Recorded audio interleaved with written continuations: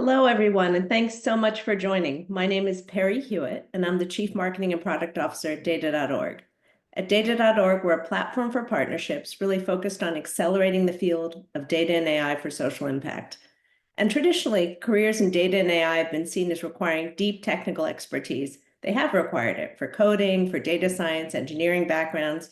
But today, with advances in technology, that narrative is shifting. The rise of no and low code AI tools is breaking down some of these barriers, making it possible for more people, and in many cases women, to leapfrog into AI-driven innovation. This opens the door for greater economic mobility and the creation of meaningful, sustainable solutions to some of the world's most pressing social and environmental challenges. And we're all ready for that change. So today, about 25 to 26% of the US workforce in the private sector is made up of women. And globally, about 35% of all AI talent in the public sector are women. That compares to about 40% women in the workforce in the US overall. So that's a number we're looking to bring up. Today, I'm so excited to be joined by two incredible leaders who are shaping this new AI-powered future. Unfortunately, our colleague Sandra Topic from AWS is unable to join us today, but we'll be catching up with her later. Together, Anna Maria Constantine and Mylen represent the tech sector, fueling the infrastructure and the tools needed to drive this transformation, the social impact sector, advancing purpose-driven work for planet and people, and the private sector, an innovative entrepreneur driving adoption and fueling economic growth. In this conversation, we're going to talk about some real-world examples, spotlighting tangible outcomes of low and no-code AI in action, and share ways you can engage with and advance this movement. I'm just going to kick it off with a couple examples we've seen at Data.org. We ran a couple of years ago with Microsoft something called the Generative AI Skills Challenge to say, how are people innovating through and with generative AI to get more people on board with generative AI? One awardee, Data Elevates, launched a generative AI education to an employment program to unlock financial opportunities and economic potential for Venezuelan migrant women in Chile.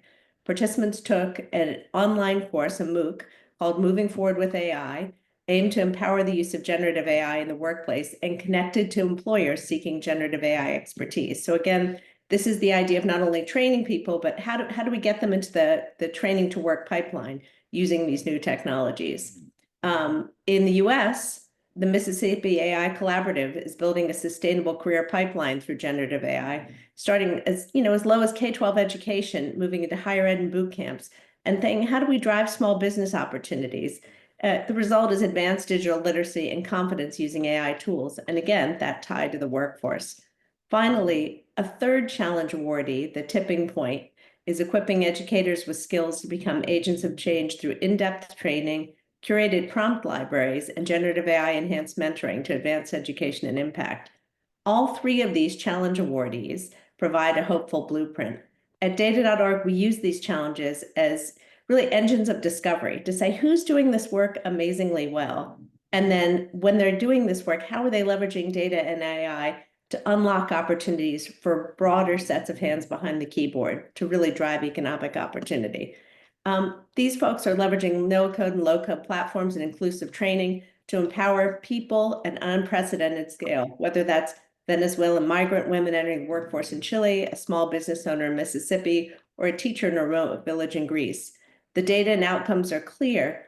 When we give them the opportunity, women excel in tech. It's not just for those, the few who really got exposure in middle school, high school, and then were able to build careers in tech. That aperture is opening for many more women. And closing the gender tech gap isn't just a social good. It's great for all of us. It's fueling innovation and economic growth. The continued expansion of these kinds of initiatives, with strong support from the private sector, social impact organizations, will be key to transforming these historically excluded groups into tech trailblazers driving economic prosperity. And I think we can all agree that a more inclusive economy is a stronger economy for all. So I'm going to invite our two panelists to the stage to give a brief introduction about themselves, tell us a little about your organization, what they do in it, where they're joining from, and how this fits into their overall mission. So I'll kick it over first to, to Mylen. Lovely to meet everybody. Good morning, good afternoon. I'm Maylen Garcia. I'm the co-founder and director of Data Género. That is an NGO based in Argentina, and we are working for create data, especially gender data that is missing in Argentina, but also in Latin America. And in the past 3 years, our organization also has been addressing and advancing into the AI world, developing a tool that I will talk about later that is helping to create more data about gender-based violence, supported by court ruling sentences.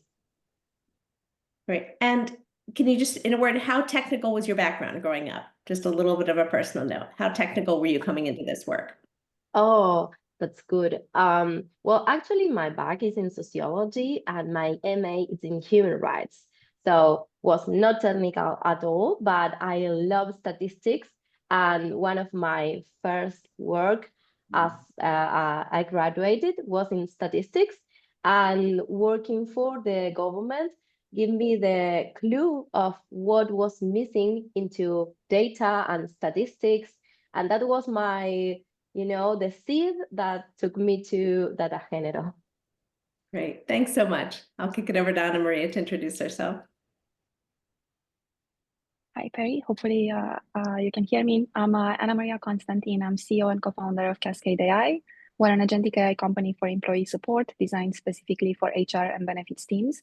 What this means is we work with our customers to personalize large language models on their HR and benefits information and deploy teams of dedicated AI assistants to help employees navigate benefits, total rewards, leave policies, compensation, promotion structures in a confidential space, personalized to them, available 24/7.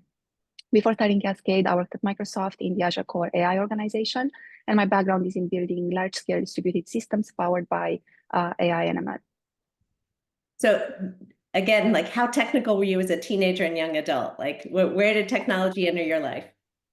I was very technical my entire life. I have a double major in computer science and astrophysics from Harvard. And before undergrad, I was also participating in national and international astrophysics, physics competitions, and scoring in top 5 in Romania, where I'm originally from, ever since probably like 6th grade or 7th grade. So a nerd, I would say, but it's who I am, and it's bringing me a lot of joy, and a lot of joy to always think through how can we leverage science and technology as a lever for growth to uplift everyone. That's great. And to broaden the tent, right? To bring in women of all backgrounds to do this work. Absolutely. I love it. Very passionate. Yeah, the statistics let me see what was missing, and the stuff I care deeply about is how I heard what you said earlier. So it offers a new lens for folks. So I will start with Maylen Garcia, talk a little bit about Data Género. It's a feminist and Latin American organization that rethinks data and AI processes from intersectional perspectives to really further gender equality. So you're the director and the co-founder, and really want to create more data. And you're also advising organizations and governments on how do we get better gender data practices to get a purpose-driven workforce up and running. From your vantage point, what do you see as the biggest barriers you see in women gaining data and AI skills? We saw a little bit of this with the Venezuelan migrant women in Latin America through Data Elevates, but really curious, what do you see as the big barriers? Well, thank you. I'm really excited to be part of this conversation today because the world is changing so fast, and it is crucial to keep rethinking the barriers women face in data and AI because they're changing. But at some point, there are a pretty structural them. So I would like to point out 3 types of barriers that I can think about it. One is the structural, the other is the one that I call self-made confidence, and the other is the educational barrier. Regarding the structural barrier, I can see, or we can see, that the access to technology, to computer in home, it's still unequal. Women across the board have less access to technology and training compared to men, and evidence is really abrum in that point. But if we look at it through intersectional lens, we see that some groups are affected even more, like girls and women in the global south, where structural inequalities amplifies these gaps, and even in the global north, where barriers persist for migrants to ethnic and minorities and other marginalized groups. And I would like to add that there's another structural barrier, that is the tech bro culture in many companies, which has expelled women from companies and explains why we don't have a bunch of women running big tech corporations. But there's another type of barrier, that the one that I like to refer as the self-made or confidence. That barrier it happens when women, because women, we are often struggle to break into AI or tech careers.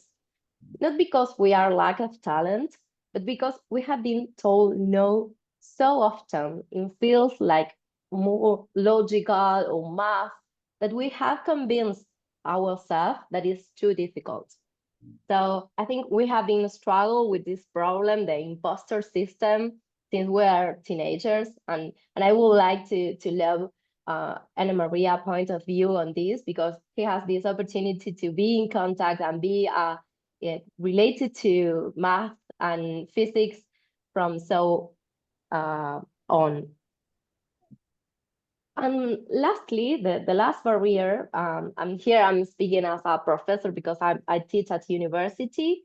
I see that the ways that social science is taught, it's still a barrier, particularly in Argentina, because there's a focus on fear and criticism in technology instead of actively studying and try to understanding what is happening into the world. We are living through a massive capitalism transformation, and to navigate it, we need to understand data and AI, not just to foster critical thinking, but to set ethical boundaries. I would like to talk about boundaries and bridges a lot today. And I think there isn't about rejecting technology, but it's about pushing back against practices that put human rights at risk. And social science and humanity have a key role in addressing these opportunities, and they have plenty of talented women to lead the way. So I think that to address these barriers, NGOs and companies must take a proactive and collaborative steps to create a more equitable future for women in data and AI.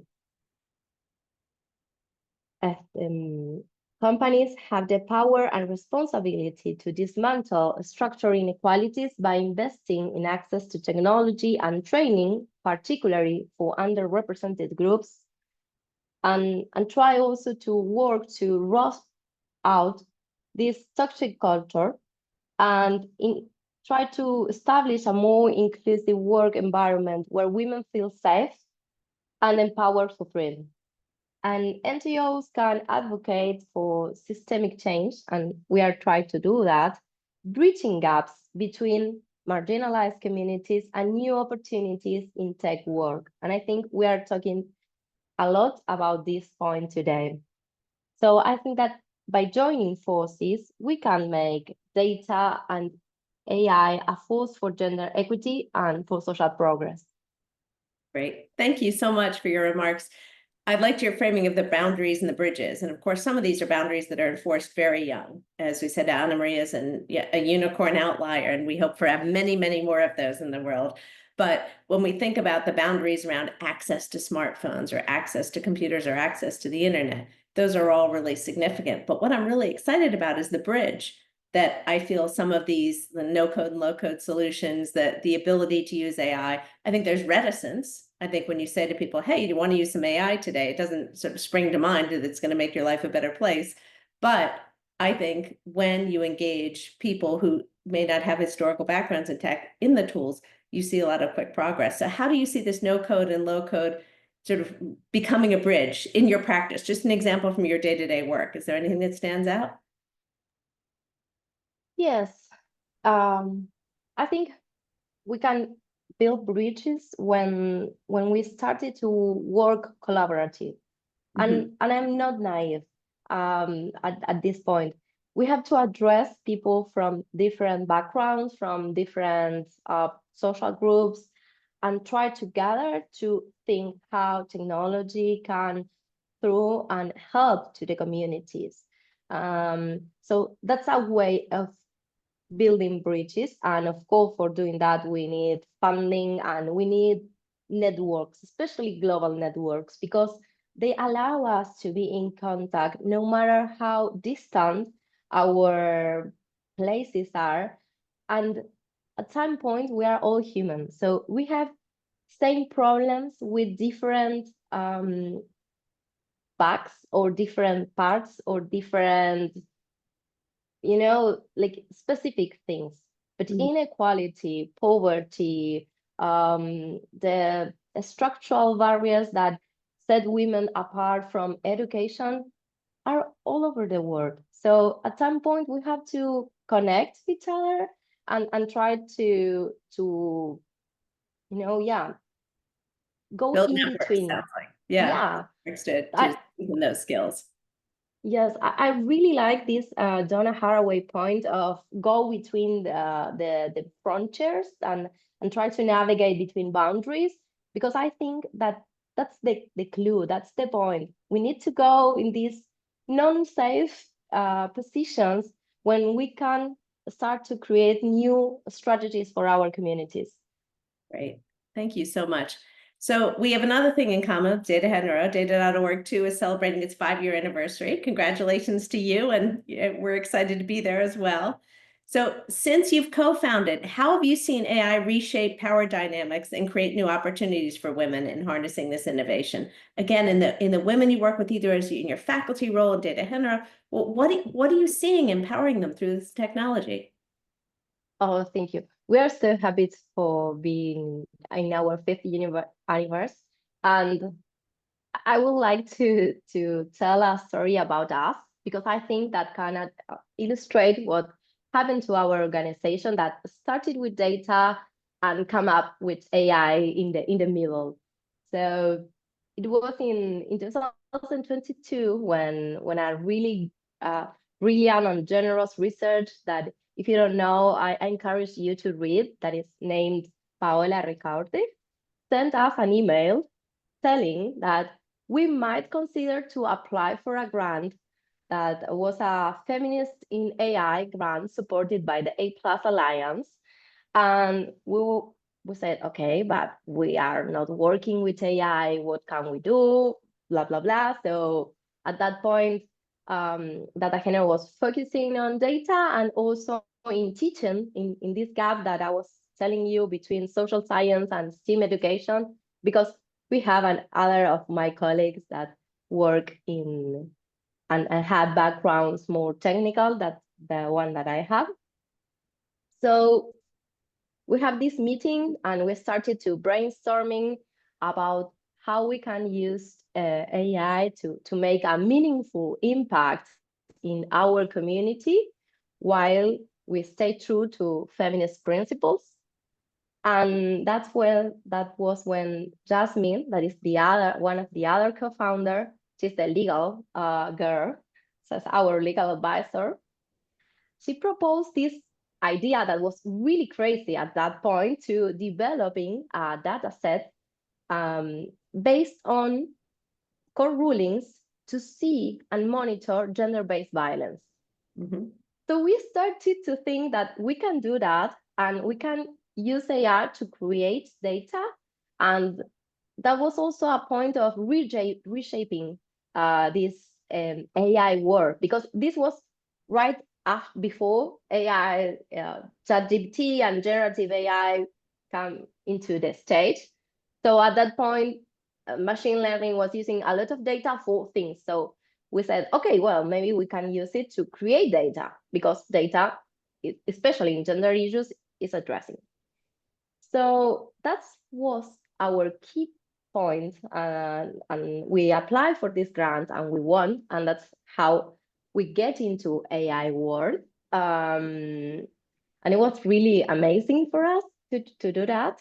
And if I have to think in the question and how we can do it and how we can create these innovative ecosystems, I think also that there might be these 3 points of funding, connections, and work in this area of connecting people, because Jasmine or Data General can have this idea, but of course we need a really huge, but not so huge, but 20 people working on developing with software skills. And we also need global collaboration, because Right. we need funding diverse regional branches. And I will end focusing on the importance of pay attention to the regional levels. Great. So going back to your point, I mean, what you did was, this is all pre-chat GPT, before, all of Davos said AI on every billboard. You had the idea to say, how do we get these? People aren't reporting on these crimes. This gender-based violence is not, we know it's occurring, but we're not seeing what's going on. So you had the idea to use AI to extract that. And then you were able to bring more people presumably could use the front end of the tool, journalists, individuals, really academics, to understand the true picture of what was going on.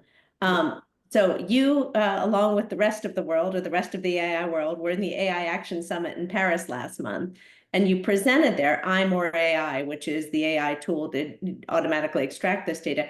Can you tell us very specifically about this tool and how it's empowering governments and social impact organizations to use it? Like, tell us a little bit more about the users who are being brought along by this, AI-based tool. Yeah, of course. Well, the first thing that I would like to address that is that iMoreAI is sought and used by courts, prosecutors, and public defenders, because we try to, and we work for developing a software full judiciary system in Argentina, but in Latin America, and in particular, the judiciary system is not trusted by people because of corruption and so many things. And when the government started to open data, like in 2012, the judiciary system did not. Do we want to tackle this darkness point of not having data of what courts and judges were doing? So this is a software for them. So what iMoreAI does is has 2 functions. On one hand, it can anonymize court rulings, because that was another key point. There were the first barrier where court says we are not able to publish data because there are plenty of personal data and we can't anonymize this. So, okay, let's have a tool to do that. But as we have this gender lens, we want more, and we want to focus on gender-based violence.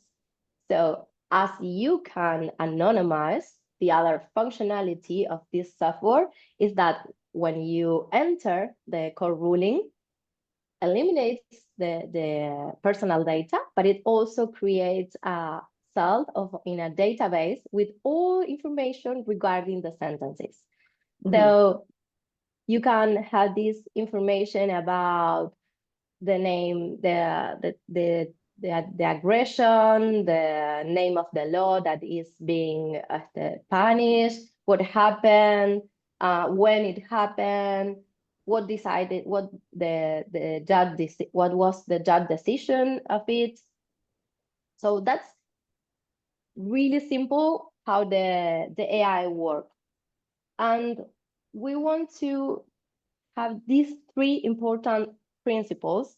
We don't want to train it in the cloud, nor having information going through the cloud, because we were really concerned about digital sovereignty.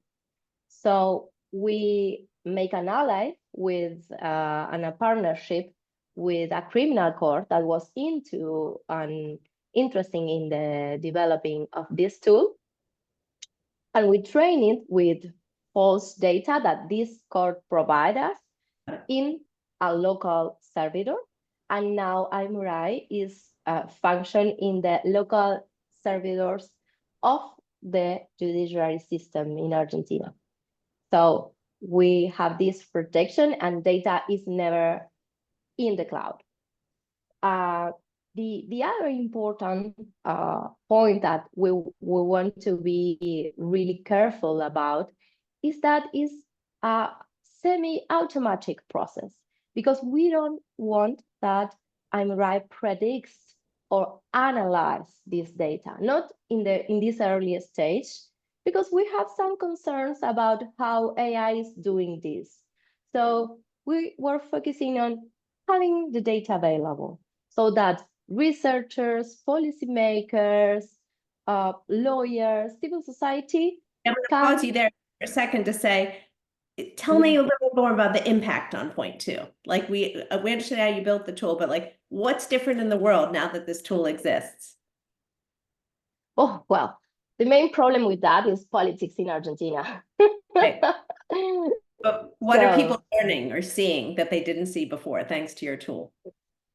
well, the main point is that the domestic violence is still quite important. Most of the aggressions happen on women's homes. So that was quite impacting. 98% of the available data shows that the aggressions happening in their homes.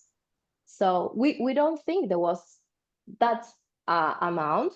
So I would say that's the first one. And the other is how systemic and also at some point also connected the problem is. And I say connected because some type of how the aggressions start are pretty similar in a really large amount of cases. With one of these courts, we have more than 3,000 court rulings open. So it's a good amount of court rulings, and we have addressing that the way that aggressions start are pretty similar. Got it. You've been able to discern that trend. Super Yes. helpful. Thank you. So now I'm going to pivot to Ana Maria, if I can. Thank you so much. To talk a little bit about Cascade AI on another end of the spectrum, but also I think one of the neat things about this conversation is talking about how data and AI is opening up to so many different people of so many different backgrounds. Of course, Ana comes from a deep technical astrophysics and physics background, but you are working to create a tool that's sort of supercharging HR capabilities in the private sector, but you're enabling users, often without deep technical backgrounds, to use these tools to personalize and scale employee support. So both on the HR, creating of the tools end, but also in the end user, you're really enabling people to use AI to transform their lives. So what trends are you seeing in terms of non-technical professionals, particularly women or people functions, who are using platforms to break through traditional tech barriers and lead AI adoption within organizations? I think there's a huge opportunity for HR to lead here. So how are you enabling that? First, it's an incredibly exciting time to scale an AI company. Especially in recent years after the ChatGPT moment of late 2022. We're witnessing an incredibly powerful moment right now. Female leaders in the people function are not just adopting AI, but they're really leading the change for their organizations. It's been incredibly inspiring to watch CHROs become the drivers of AI strategy and not just mere participants. I oftentimes have conversations with CFOs that are focused on financial ROI outcomes, and the outcomes are incredible. We're automating up to 90% of admin tasks, which are the vast majority of tasks for a part of the organization that is oftentimes stuck in a reactive manual set of processes with a lot of admin burden. However, the CHROs that we work with, they truly embrace AI as a strategic growth lever and to uplift everyone in the organization. It's been great to see the CHROs really drive the AI adoption as a deeper opportunity to reshape how their organizations really support all employees at scale. And these leaders understand that AI agents like Cascade aren't just tools, they're digital infrastructure for not just the cost reduction in the next quarter for the next financial quarter review, but really building the digital infrastructure for their companies to be resilient in the next decade.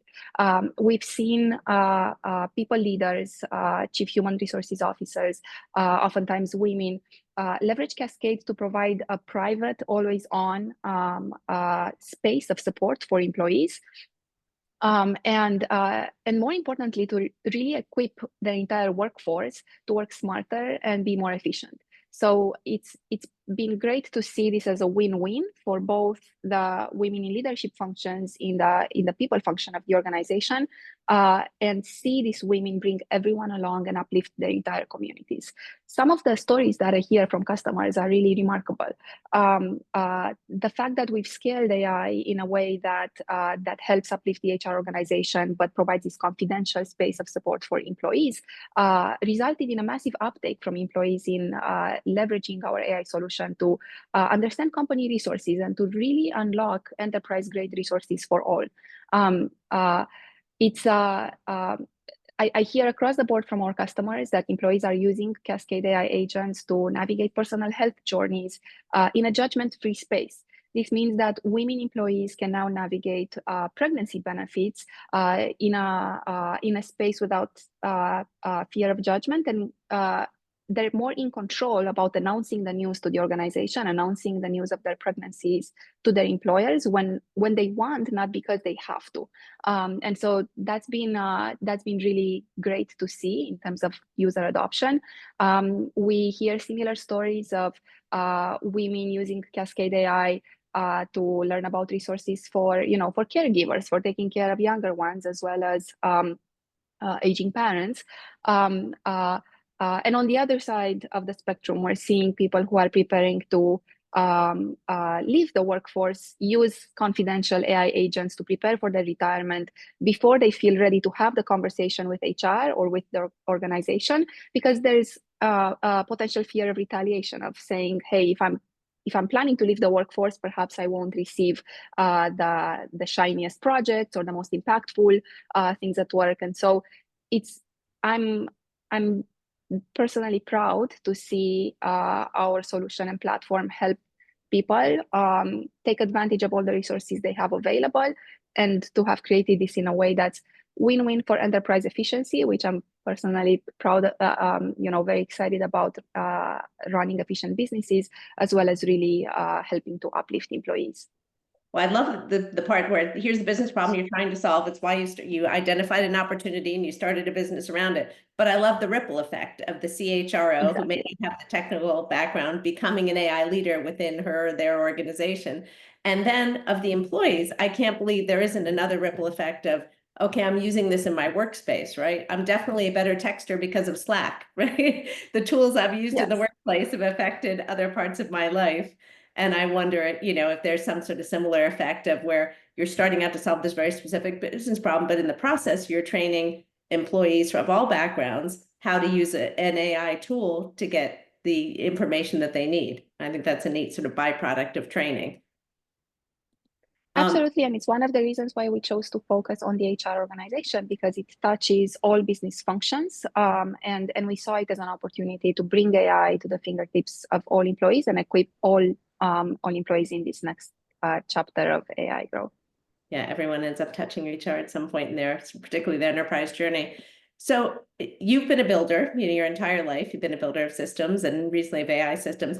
How has it shaped your view of how AI tools should be evolved to be more accessible to non-technical leaders and domain experts? Again, I described you, fortunately or unfortunately, as a unicorn earlier with this deeply technical background. But how has your experience building make you see like, wow, there's real opportunity for others to engage with these tools, and maybe even on the building level? I'm curious what you think of that. Is there whether it's Cascade or something else, is there an opportunity for add-ons or additional functionality to be locally constructed?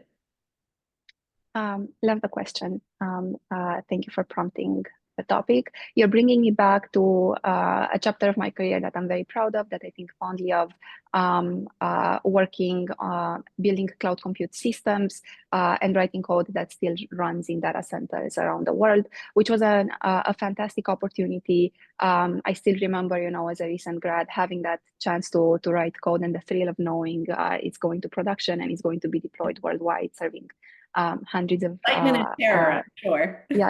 yes. If I think back on my career, it used to take very large teams to build AI systems that bring enterprise efficiency. And I think one of the powerful things we're seeing now with generative AI is the rise of the tiny teams, the rise of lean teams that are human-first AI enabled, that can achieve a lot, but lean into leveraging AI agents as proxies of themselves. And so what this means is that we can now bring the power of AI for running more successful businesses to every enterprise, not just to the ones that have deep pockets to invest in AI teams for driving operational efficiency for their groups. So that's something that's it's one of the late 2022, early 2023, exactly as the industry was shifting from traditional deep learning into generative AI, of now being able to bring this technology to every company out there. Perry, we're entering this new chapter in which it's been all about the digital revolution until now and the cloud revolution, and now we're entering a new chapter with AI adoption. And companies and individuals are currently, and we're still in the early days, but the window is going to close not very far into the future. And people, are making a choice right now of where do they want to be on the adoption curve. Are we just making the assumption that some industries are going to be the early adopters and others will be, catching up later? It's a choice that every company, every team leader is currently making. And so this choice is also going to be influenced by performance at the end of the day, because if you don't adopt these tools, then you will be outperformed by those who are growing faster, who are leaning into AI to be more productive. Or by some of the startups that achieve remarkable ARR with teams of just 15, 20 people. So there's definitely an opportunity for bringing AI to non-technical leaders and domain experts across the spectrum. The second part about your question, though, is how do we bring this technology to and make it accessible by design? How do we it's not just a matter of opening the door, but really how do we make it accessible for everyone? So our engineering team has been very intentional in building Cascade for non-technical users. We've designed Cascade for employee support, which falls under the umbrella of HR and benefits teams. And we're seeing every day with our customers that AI is rewriting the playbook on implementations. We used to be used in implementing an enterprise software. We had these like multiple months implementation processes with potentially like a party at the end because we finalized an implementation. What we're seeing with generative AI is that we've massively shortened that window. Cascade implementations take only 2 to 4 weeks, and AI software is different from traditional software in that you can start small in a scoped out environment and then have this AI agent that's kind of like a living and breathing software in your organization that becomes perpetually better over time. And so we've built it this way so that we can work directly with people who don't have a technical background, because what we saw in previous generations of software is that when HR leaders relied on IT teams, they were rarely prioritized. And that meant that IT has increasing budgets year over year, and while HR's budgets are, cost constrained, always short. And so the gap in software accessibility in this part of the organization has always been increasing. And so we're rewriting that playbook with generative AI, and we're working on changing the trend. It's been something that's really foundational to scaling access to AI technology for people of all backgrounds. Really interesting. Thank you. mean, when you describe the different revolutions, the digital revolution, to the next, I mean, I remember when building a website, the first thing you did was write $1 million check for a server and hire a webmaster. So certainly I've seen a lot of these changes. And what I've observed is as you move from that very heavy sort of client server expensive, owned infrastructure to cloud, to distributed content management, distributed analytics, and, more business intelligence, one of the things I observed is it was a change management problem as much as it was a technology problem. So you just described moving from these big groups and highly technical to tiny teams and maybe empowering people who are less technical. What have you seen organizations do across, whether they're your customers or your colleagues, to really enable a more diverse range of leaders to sort of shape the future of this work as the team sizes change, as the capabilities change? Well, what do you see working and not working in change management? Because I think you're both a technical founder and a CEO who touches the business. So, what have you observed? It's a topic I'm very passionate about, bringing more diversity into the workforce and ensuring that our teams, reflect the world around us. On the subject of the rise of the tiny teams who move fast, adopt AI early, and massively outperforms, I think there is a huge opportunity for diverse leaders here. Early in my career, it became pretty clear pretty quickly that the people who work on and lead grow fastest. So we've seen this with the HR leaders we work with, that offloading their admin tasks and investing that time in innovation and leadership is not just something that's good for business, but it can be a career accelerator. So we've heard incredible stories from our customers in which at an executive board level, you would have initiatives such as starting an AI council. And these AI councils would get created, and then during board discussions at various companies, they would realize that HR has already been leading the way and they already have a solution, and it only took a couple of weeks to implement. We're also seeing leaders of HR leverage AI agents to support employees during critical company moments like restructuring, growth, M&A, or during moments of crisis. We've recently seen the tragic stories of the LA wildfires in the US.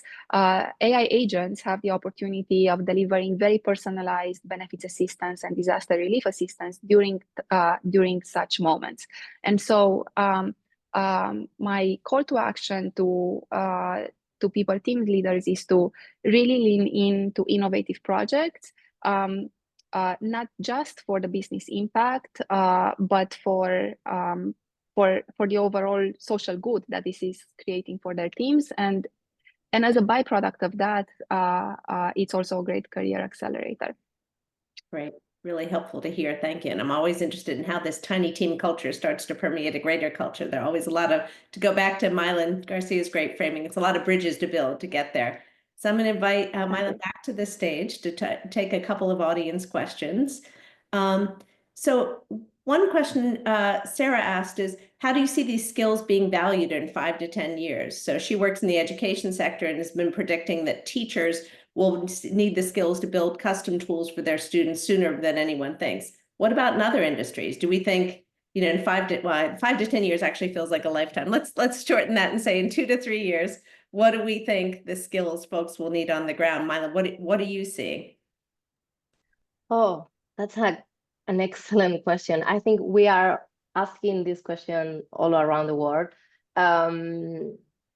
What I think that we have to develop critical insights to do this, to use technology to our address, but we need to teach how to use generative AI in our favor. So how we can monitor the outcomes, how we can learn about their mistake, how we can build good prompts of it. I think that's the quick answer that I would say, just using it. But at the same time, we have to continue reading about their effects as they are studying how can has this impact in the way that the brain is functioning, and especially for the children, no? We need to keep standing, and as the technology is helping and addressing us, I will try to focus on how we can learn to not be afraid and use it for our purposes. Great. So critical thinking skills and, really, really laser-like view on what are the potential implications of technology, as well as get your hands a little bit dirty and give it a try. Anna Maria, Yeah. anything to add on that? I think what can be a powerful story here is not just to talk about AI and technology as, a task automation tool, but really to get to the next point, to get deeper at, okay, now that you have more time, what are you doing with that time? What are the strategic things that your organization has, has been driving? And I think we'll start to hear those stories in the next couple of months, in the next couple of years, as tech adoption increases and as we're all becoming more productive, because everyone is always busy. We're all in a go, go, go mindset. And we have this opportunity now with AI agents to create these digital proxies of ourselves. So I'm personally excited to hear the stories of what will people do to really enhance our humanity, not just our busyness. That's really helpful. Thank you. No, I think a lot about, when I think about who I see building, and the plural of the anecdote is not data, so I'm going to be careful here. But what I'm seeing is a lot of people I work with, women earlier in their career, who are creating applications wholesale using AI tools like Claude. It just spinning up very quickly, whether it's an analysis of the LA wildfires or how aid is being distributed. So it's fascinating to see this move to builders.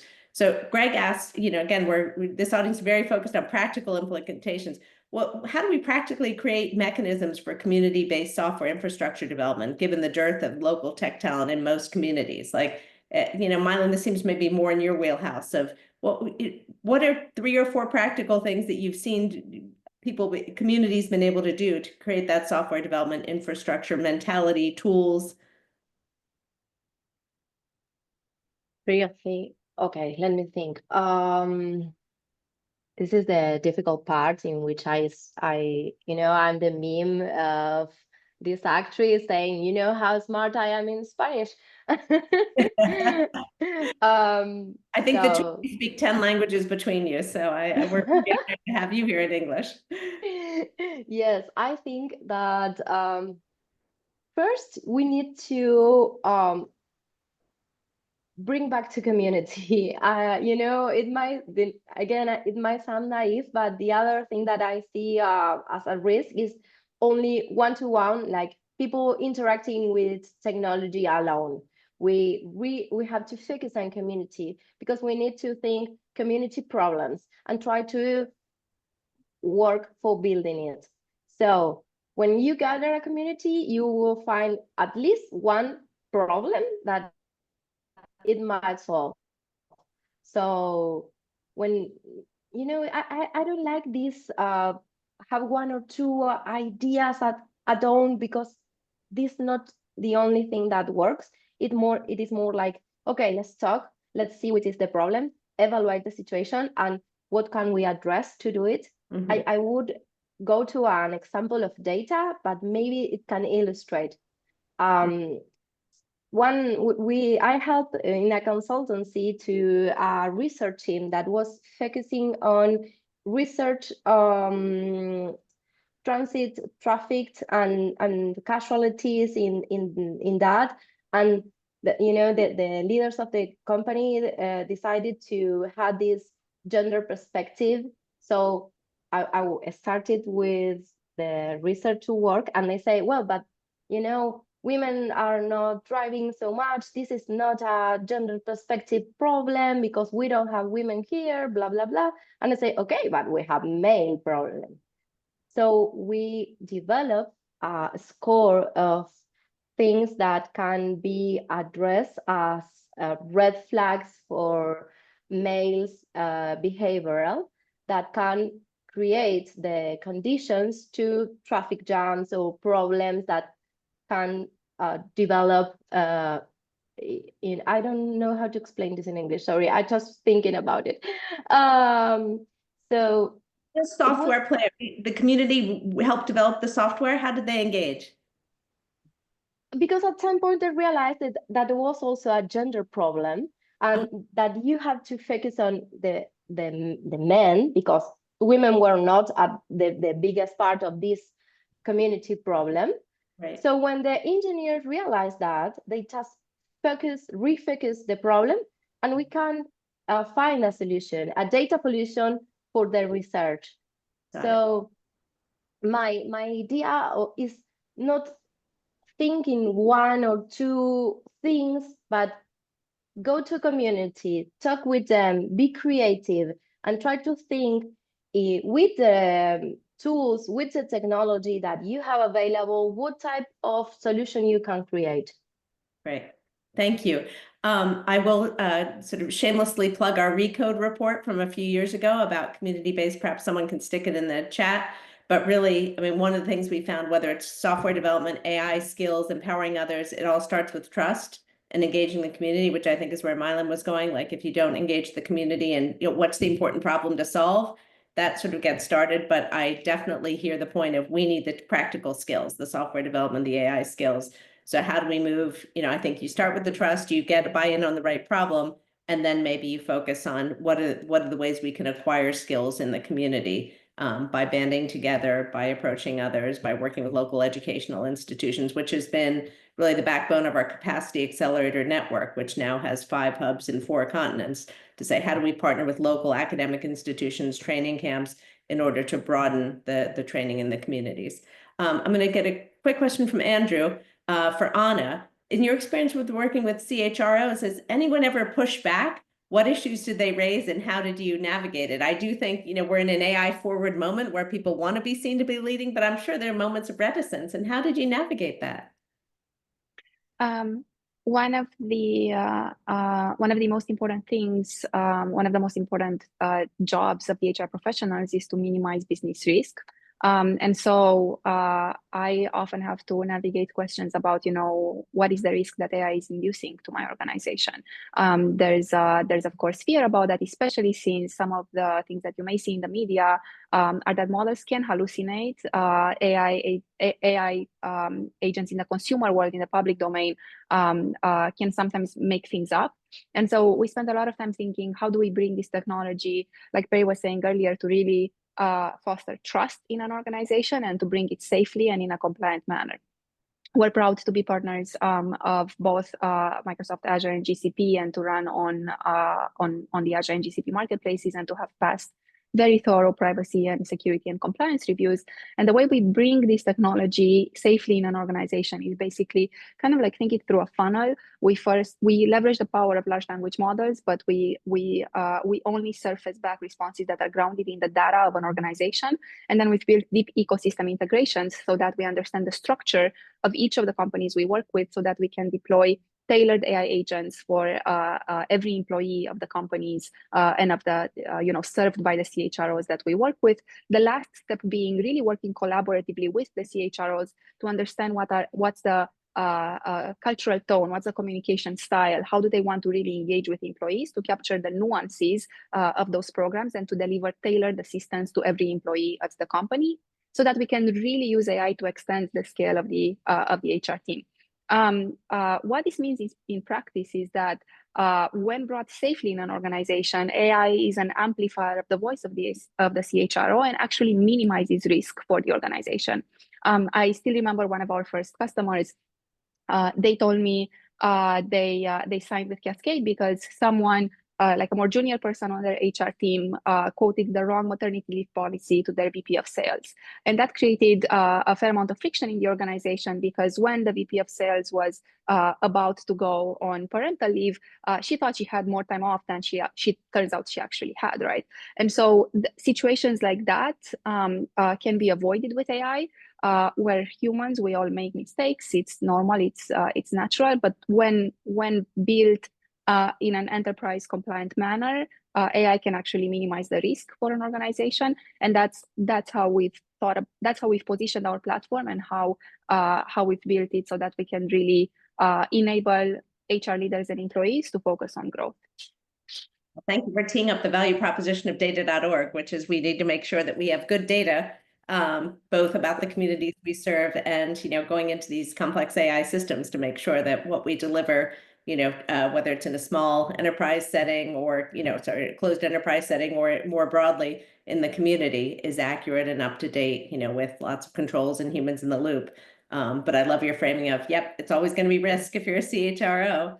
But navigating that is understanding that we don't operate in a world without risk. You're led by humans. So I'm going to ask just a very quick one-sentence answer before we close today. And I'll start with Mylan. What would your advice be to someone who wants to direct their career using AI to solve pressing social problems? What's that first tangible step? Someone comes to you, maybe it's a mid-career professional in banking who wants to do something different, or maybe it's someone right out of university. Mylan, what's your one-sentence answer for this person? Start to read and get into people that is working with it. And make a network of people doing the work that you like. Yeah. Anna? I think it's really important to stay curious and to have a learning mindset. Oftentimes, especially as wage, sometimes experience can be a bias, and in the age of AI, how fast you learn, I think that becomes the catalyst for change. And we live in a world in which what we're going to see in the next couple of years is that the cost of intelligence is essentially going to go to zero. It's going to eventually just be the cost of compute, right? So 5-10 years down the line, every kid is going to have a tailored AI agent available for their own learning journey. There are a lot of tools out there. There's also a lot of noise.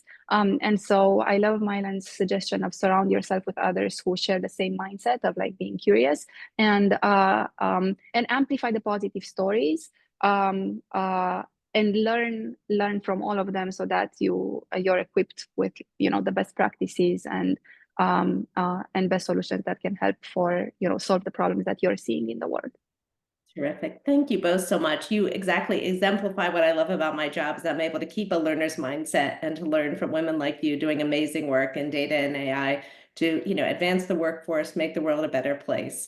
So again, thank you so much for your time today, and look forward to seeing you in the future. Thank you. Thank you. Thank you for having us, and congratulations for the initiatives.